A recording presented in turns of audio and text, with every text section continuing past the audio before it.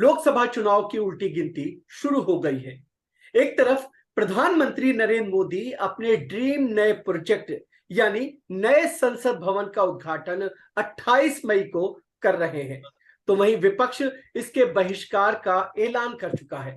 विपक्ष का कहना है कि संसद का उद्घाटन राष्ट्रपति द्रौपदी मुर्मू के हाथों होना चाहिए था, न कि प्रधानमंत्री उसका उद्घाटन करते। विपक्ष का यह भी आरोप है कि उद्घाटन समारोह में राष्ट्रपति को तवज्जो न दिया जाना राष्ट्रपति का अपमान है। विपक्ष उद्घाटन के लिए सावरकर जयंती के दिन पर भी सवाल खड़े कर रहा है। वो यह भी कह रहा है कि धर्मनिरपेक्ष देश में विशेष धर्म के अनुष्ठान से ही उद्घाटन क्यों हो रहा है, जबकि बीजेपी का कहना है कि ये देशवासियों द्वारा निर्मित भव्य संसद भवन का उद्घाटन है और विपक्ष इस पर बेवजह की राजनीति कर रहा है।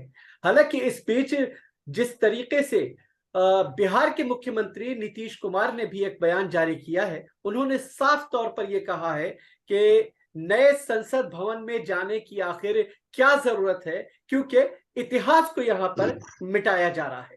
लेकिन इससे थोड़ा सा अलग अगर हम देखें तो एक पीआईएल दाखिल की गई थी सुप्रीम कोर्ट में और वहां पर साफ तौर पर यह कहा गया था कि राष्ट्रपति द्रौपदी मुर्मू जी को इग्नोर किया जाना ये ठीक नहीं है और उनको इस समारोह में बुलाया जाए, इसको लेकर के एक पीआईएल दाखिल की गई थी। लेकिन वो पीआईएल सुप्रीम कोर्ट की तरफ से खारिज कर दी गई है। इसके साथ ही साथ चूंकि रविवार का दिन है, 28 फरवरी को नई संसद भवन का उद्घाटन होना है, ऐसे में जो तमाम रेसलर्स जंतर मंतर पर बैठे हुए हैं, धरने पर बैठे हुए हैं, अपनी डिमांड को लेकर के वो मांग कर रहे हैं, उन लोगों ने भी नई संसद भवन तक विरोध प्रदर्शन करने का ऐलान कर दिया है। तो ये पूरे हालात बने हुए हैं। ऐसे में सवाल यही है कि इस तरह से जो नई संसद भवन है जिसका उद्घाटन प्रधानमंत्री कर रहे हैं, राष्ट्रपति को किया जाना चाहिए था या प्रधानमंत्री के जरिए ही इसको कराया जाए। साथ ही साथ ये भी सवाल उठ रहा है कि सिर्फ एक विशेष धर्म पर ही फोकस क्यों दिया जा रहा है, आखिर हो क्या रहा है, क्या इतिहास सचमुच मिटाया जा रहा है। हमारे साथ मोहम्मद अदीब साहब हैं, फॉर्मर राज्यसभा के एमपी हैं। अदीब साहब, कहा यह जा रहा है भारतीय जनता पार्टी की तरफ से कि जो विपक्ष है, क्योंकि उसकी एक आदत है नरेंद्र मोदी का विरोध करना, इसलिए विरोध कर रही है और साफ तौर पे ये राजनीति की जा रही है। ऐसे राजनीतिक विशेषज्ञ तौर पर और राज्यसभा को आपने बहुत करीब से देखा, बहुत सारे मुद्दों को उठाते रहे, आप इसे किस तरह से देखेंगे? नहीं, ये हंगामा मालूम नहीं क्यों हो रहा है। हाँ। बीजेपी ने राज्यसभा और लोकसभा को पिछले 10-9 साल में जिस तरह से चला रहे हैं, उसी अंदाज से ये इसका उद्घाटन भी कर रहे हैं। आप क्या लोकसभा और राज्यसभा में अपनी ओपिनियन रख सकते हैं? जिस तरह से प्रेसिडिंग ऑफिसर अपोजिशन को बोलने नहीं देता है, आप अपोजिशन के माइक बंद कर देता है और अगर आप बोलिए तो आपको पार्लियामेंट से निकाल देता है। ये हो रहा है पिछले 9 साल से। तो आज वो जो इमारत बनाई गई है, इस इमारत को वो बादशाहत के तौर पर ये कहा जाने जा रहा है कि भाई एक बादशाह वापस आ गया। अब ये कहा जा रहा है कि साहब वो बहुत मशहूर आदमी है। सवाल ये है कि ये बीजेपी का हेडक्वार्टर बनने जा रहा है या हिंदुस्तान की जमहूरियत का मंदिर बनने जा रहा है। अगर हकीकत पूछिए तो इसका मालिक जो है, इसका जो हाकिम है, वो यहाँ का प्रेसिडेंट है। लेकिन prime minister is equal to any member of parliament. वो एक सिंपल मेंबर ऑफ पार्लियामेंट है। उसकी पार्टी जीती, उसकी पार्टी ने अपने कायद को बना दिया, वो प्राइम मिनिस्टर है। हाउस का लीडर जो है वो स्पीकर है और चेयरमैन राज्यसभा है। यहाँ किसी चीज की कोई जरूरत नहीं है और बहस हो रही है कि साहब वो प्राइम मिनिस्टर क्यों जा रहे हैं। अरे भाई, वो तो पिछले 10 साल से पार्लियामेंट का हशर यही किया हुआ है। हमने 6 साल पार्लियामेंट में रहे और कम से कम 50 साल से पार्लियामेंट के प्रोसीडिंग्स को देखते हैं। हमने ना ऐसा प्रिसाइडिंग ऑफिसर्स देखे, ना ऐसे एमपी देखे। ये बहस ही क्यों करते हैं? इनको छोड़ देना चाहिए। बिल्कुल।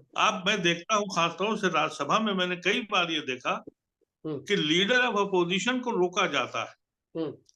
लीडर ऑफ अपोजिशन जो है उसकी एक अहमियत है, और स्पीकर और प्रिसाइडिंग ऑफिसर उसको कहता है आप चुप रहिए, आप ना बोलिए, अपोजिशन की जरूरत नहीं है बोलने के लिए, स्पीकर बोलता है यानी लीडर बोलता है। ये हश्र हमारी उस पार्लियामेंट का है। ठीक है। अब ये जो इमारत बनने जा रही है, यहाँ पर भी यानी जो जमहूरियत का गढ़ है, वहां पर भी सारे रिलीजियस काम होने जा रहे हैं। वक्त जाया करना है इस गुफ्तगू पर। एक शख्स जिसको ये बीमारी है या शौक है कि मेरी ही फोटो छपे, आप बताइए ऐसे वक्त में जबकि हमें पैसों की जरूरत थी, कोरोना फैल चुका था, उस इमारत को गिराकर, उस इमारत को खत्म करके एक नई इमारत फोटो खींचने के लिए बनाई गई। ये पूरा गैर कानूनी काम सब हो रहा है। और अगर इसी तरह की इमारत का उद्घाटन ये होगा तो मैं नहीं समझता कि जमहूरियत का वो मंदिर जो है, जिसको हम कहते थे कि भाई ये सबसे बड़ा मंदिर है और उस गुंबद में हुकूमतें, यानी जमहूरियत के माने क्या है? पार्लियामेंट जो है वो अपोजिशन का घर है, हुकूमत से सवाल करने का। यहाँ तो इमारत ऐसी खड़ी की गई है जिसमें अपने जो उसका जो कायद है वो नहीं आ सकता। अपोजिशन के वो लोग जो उनसे सवाल करना चाहते हैं वो नहीं जा रहे हैं। तो ये समझ लीजिए कि ये एक इवेंट है जिसमें मोदी साहब की वाहवाह होगी, इस पे बहसें होंगी। मैं समझता हूं कि जहां दुनिया के, हिंदुस्तान में बहुत से ऐसे वाकयात हुए जिसमें हमको शर्म आती है, कल भी यही होगा।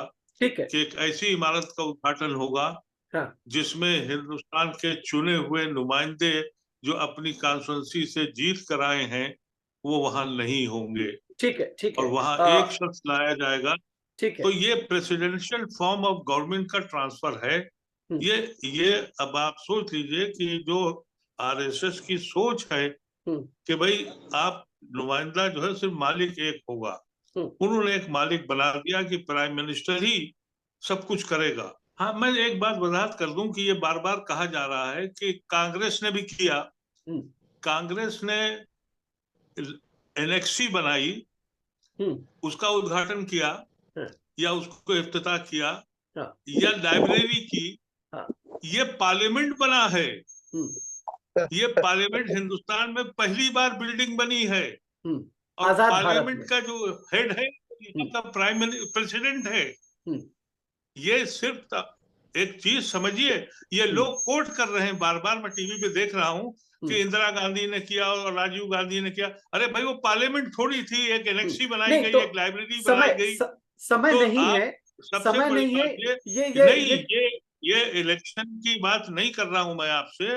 मैं सिर्फ आपको ये कहना चाहता हूँ, एक शख्स वो है जो सिर्फ अपने के लिए जिंदा है, उसको कुछ बीमारी है कि भाई अरे भाई प्रेसिडेंट अगर इनॉग्रेशन करता, आप ही प्राइम मिनिस्टर हैं, कोई आपकी गद्दी नहीं छीनने जा रहा था। लेकिन रवायत तो होती कि हिंदुस्तान में एक पार्लियामेंट की बिल्डिंग जो बनी उसको उसके हक उसके प्रेसिडेंट के साथ दिया गया। आप जो भी बिल पास करते हैं वो प्रेसिडेंट ही साइन करता है। ठीक है अदीप साहब बड़ी मजबूरी है, अदीप साहब बड़ी मजबूरी है, चूंकि समय की मजबूरी होती है।